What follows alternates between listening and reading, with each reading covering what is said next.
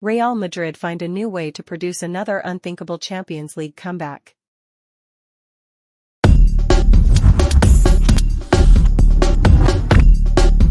Real Madrid, somehow, but inevitably, find a new way to win. It was starting to feel what it must be like to play themselves. And yet, of course, even they came through that. Bayern Munich had subjected the Spanish champions to the sort of experience Real Madrid have done to so many. They dug in, they frustrated, they scored a crucial goal out of nothing amid favorable refereeing decisions. Real Madrid then threw it all in, including a supposed stand-in.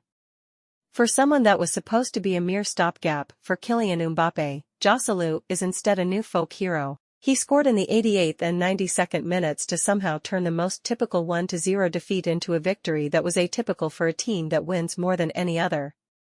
It was like this time they had defied the power of narrative itself, such is the way these games go. They are the narrative. They are the story of the modern Champions League. They will now surely be eyeing up a club 15th and a personal 5th for Carlo Ancelotti. Borussia Dortmund are going to have to come up with something more than Bayern Munich, but Thomas Tuchel had seemed to get it right. This was the oddity of the game. Even his most bizarre decisions, such as taking off Harry Kane and Jamal Musiala at 1-0 up, didn't really matter because Madrid rendered it irrelevant. They seemed to render any opposing force irrelevant. On that, what must Kane be thinking? What must Tuchel be thinking? He will fume after that controversial late offside call that went against Bayern. What was Manuel Neuer thinking? He'd had his best game for years only to be responsible for the error that could define this season and more. He had up until then decided how the game had gone. Although these teams have played each other so often, and offer up so many trappings of European football we're so familiar with, there was something very different about this game. It wasn't just that Bayern weren't in red, although you could have presumed they were the team in white. Real Madrid took the initiative in a way you don't usually see in Europe. They were setting up so many chances, but also setting up a narrative, just not the one anyone was familiar with. It was almost straight away. Vinicius was just boring so many holes through the Bayern Munich defense, that created the space for Rodrygo to cause constant danger. In one moment, the ball seemed to sit up for a strike, only for Matthijs de Ligt to just whack the ball away. It didn't matter where. They just had to get rid, given the ball had spent so much time around Bayern's goal. There, however, Neuer was imperious. Although Madrid had tried to game Bayern with a throw-in, catching out so many of their players with a throw further up the pitch when they thought the ball was in play, the goalkeeper was one player who was supremely alert. Neuer got the crucial touch to Vinicius Jr.'s low drive to put it onto the post, and then immediately got up to block Rodrygo's shot.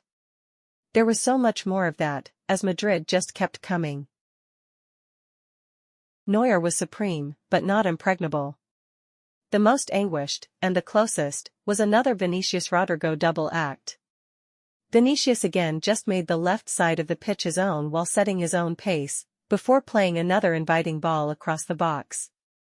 Rodrygo, however, could only steer it wide. As Madrid themselves know better than anyone, you can't miss that many chances in a major Champions League game without gradually creating more and more risk. There had been danger from Bayern, too.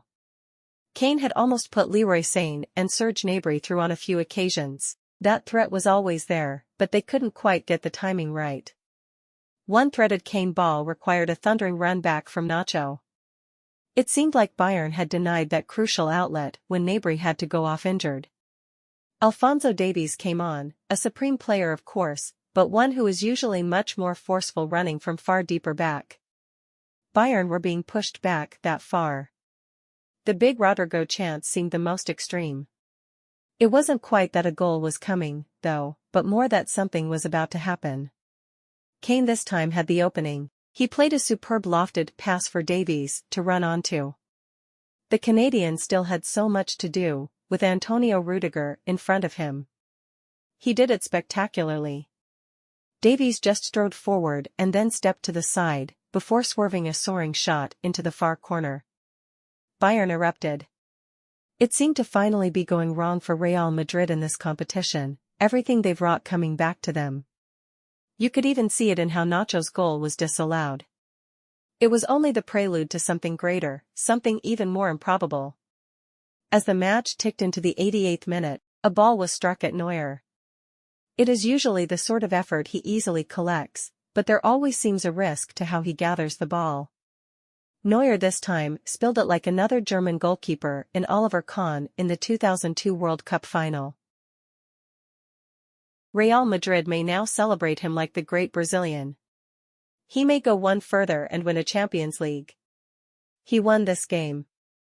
On 92 minutes, as Rudiger turned the ball over, Joselu turned it in. Madrid had somehow done it again, in a way not even they had managed before. That's how Madrid win, they sing in this stadium. Not like this. It of course makes it all the grander. The same old finalists, in a new way.